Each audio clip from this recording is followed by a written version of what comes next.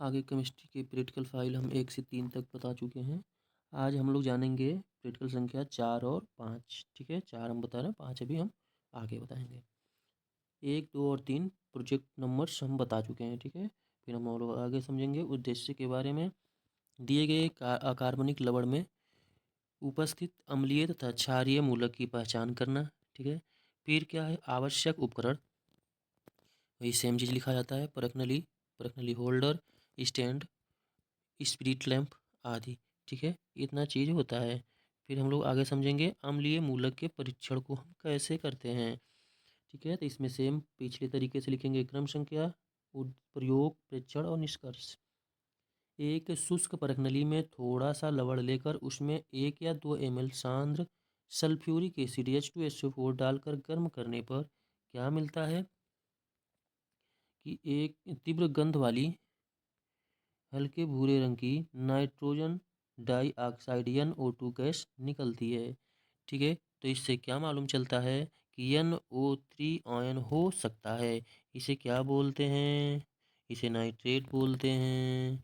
ठीक है, फिर हम लोग आगे समझेंगे कैसे क्या करना है। तो दूसरा क्या है, एक परखनली में थोड़ा सा लवण लेकर उसमें ताज़ा बना हुआ फेरस सल्फेट का सांद्र जलीय विलयन डालकर हल्का गर्म करके उसमें परखनली के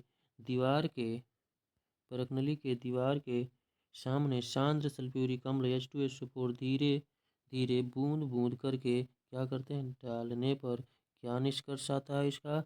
परीक्षण में क्या आता है कि दोनों ध्रुवों को मिलाने वाली सतह पर भूरे रंग का नाइट्रोसोफेरस सल्फेट FeNO प्राप्त होता है। ठीक है, तो मालूम इससे चलता है कि NO3 आयन निश्चित मात्रा में उपस्थित है।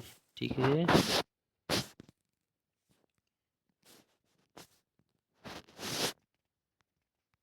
इससे क्या मालूम चलता है कि NO3 आयन निश्चित मात्रा में उपस्थित है। नोट में देखते हैं क्या पे क्या होता है कि इस परीक्षण में परखनली को हिलाना नहीं चाहिए। ये है हम लोगों की सावधानियां। इस परीक्षण में क्या करना है कि हिलाना नहीं है परखनली को। एक परखनली में थोड़ा सा लवण लेकर उसमें, तीसरा पॉइंट है, उसमें सांद्र H2SO4 तथा कॉपर Cu का छीलन डालकर गर्म करने पर क्या मिलता है कि भूरे रंग की NO2 गैस तेजी के साथ बाहर निकलती है। ठीक है, ये बात समझ में आ गया होगा। NO3 आयन निश्चित रूप से ही उपस्थित है। ठीक है, ये चीज़ सबको समझ में आ गई होगी कि हम ये चीज़ कहाँ से लिख रहे हैं। ठीक है, ये धीरे धीरे हम लोगों को नेक्स्ट हो गया। अब हम लोग समझेंगे कि क्षारीय मूलक का परीक्षण को कैसे करते हैं। अब हम चलें क्षारीय मूलक के परीक्षण के बारे में जानते हैं। प्रयोग है लवण प्लस NaOH सोडियम हाइड्रोक्साइड गर्म करने पर अमोनिया की गंध नहीं आती है। तो निष्कर्ष निकलता है कि शून्य समूह इसमें है ही नहीं, अनुपस्थित है। फिर हम लोग सेकंड की बात करेंगे कि एक परखनली में मूल विलयन लेकर उसमें HCl डालने पर अवक्षेप प्राप्त होता है। ठीक है, निष्कर्ष है कि प्रथम समूह उपस्थित है। ठीक है, इसी तरीके से हम सभी परीक्षणों को कर लेते हैं। तीसरा इसमें क्या दिया हुआ है कि इस परीक्षण में इस प्रकार प्राप्त अवक्षेप को जल के साथ उबाल कर गर्म करके विलयन को छानने पर इसका परीक्षण में क्या आता है कि घुलित विलयन में लेड PbCl3 के रूप में होगा तथा अवक्षेप में सिल्वर क्लोराइड AgCl व मरकरी क्लोराइड HgCl2 के रूप में होते हैं। ठीक है, इस प्रकार से हम इसका गणना कर लेते हैं। फिर हम इसके बाद निष्कर्ष पे निकलते हैं कि क्या आता है कि प्रथम समूह उपस्थित है, मालूम चल जाता है। ठीक है, अब हम लोग देखेंगे प्रैक्टिकल संख्या 5। उद्देश्य में क्या है, इसमें क्रिस्टलीय ऑक्जेलिक अम्ल का 1/20 मोलरता का मानक विलयन बनाकर उसकी सहायता से अज्ञात सांद्रता के पोटेशियम परमैंगनेट, इसका फार्मूला होता है KMnO4, विलयन की मोलरता तथा सांद्रता ग्राम प्रति लीटर में ज्ञात कर। ठीक है, फिर हम लोग आगे देखेंगे आवश्यक उपकरण कौन कौन से हैं। आवश्यक उपकरण में कौन कौन सा है, ब्यूरेट है, पिपेट, कोनिकल फ्लास्क, स्टैंड, रासायनिक तुला।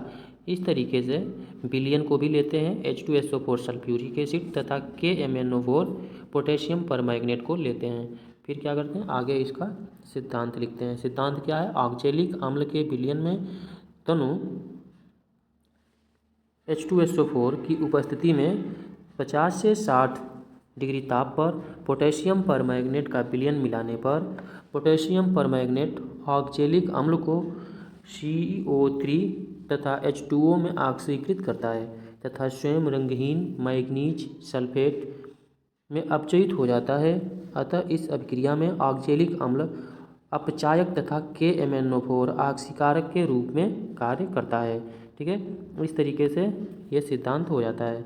फिर आगे हम लोग क्या करेंगे, इसके रिएक्शन के बारे में लिखेंगे कि रिएक्शन इसका कैसे होगा। COOH सिंगल बॉन्ड COOH, इसको हम लिख सकते हैं COOH का होल ट्वाइस इंटू 2H2O, इससे बोलते हैं ऑक्जेलिक अम्ल। इसमें क्या करते हैं कि पोटेशियम परमैंगनेट और सल्फ्यूरिक एसिड सबको एक साथ रिएक्शन कराते हैं तो पोटेशियम सल्फेट और मैग्नीशियम सल्फेट और जल के 18 अणु और कार्बन डाइऑक्साइड के 10 अणु बाहर निकल जाते हैं। इस तरीके से हम सूचक के रूप में देखते हैं कि KMnO4 स्वयं एक सूचक का ही कार्य करता है।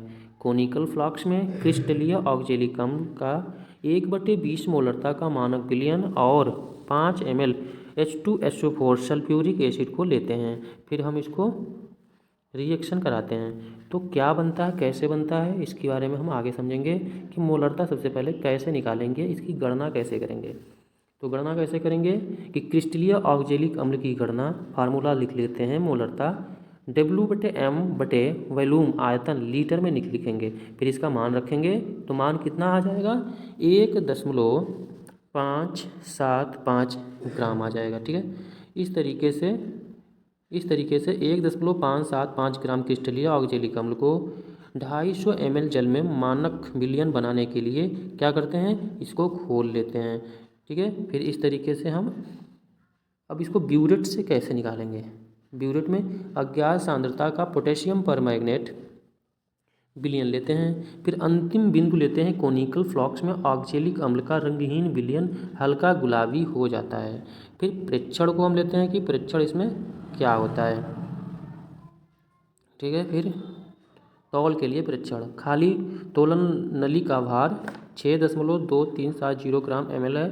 तौलने की नली प्लस ऑक्जेलिक अम्ल दोनों का भार ले लेते हैं। फिर प्रयुक्त ऑक्जेलिक अम्ल जो है इसका भार कितना है, तो W2 में से W1 को घटा लेते हैं। W1 ये है, W2 ये है, इन दोनों को घटाते हैं तो मान कितना आता है, 1.5750 ग्राम आ जाता है।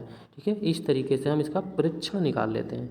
फिर दूसरा, अनुमापन के लिए परीक्षण कितना होगा, ऑक्जेलिक अम्ल के मानक विलयन का आयतन पिपेट द्वारा वॉल्यूम 1 निकालेंगे।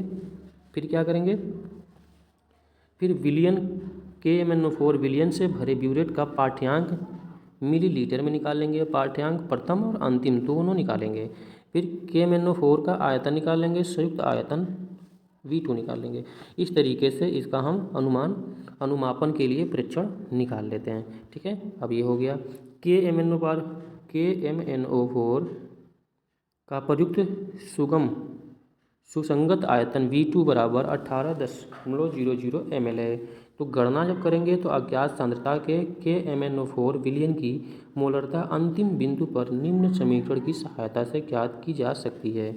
N1M1 V1 बराबर N2M2 V2, ये फार्मूला होता है। ऐसे हम M2 का मान निकाल लेते हैं, जहाँ पर N1 का मान ऑक्जेलिक अम्ल द्वारा प्रति अणु दिए गए इलेक्ट्रॉन है, N2 का मान KMnO4 द्वारा प्रति अणु के लिए दिए गए इलेक्ट्रॉन है।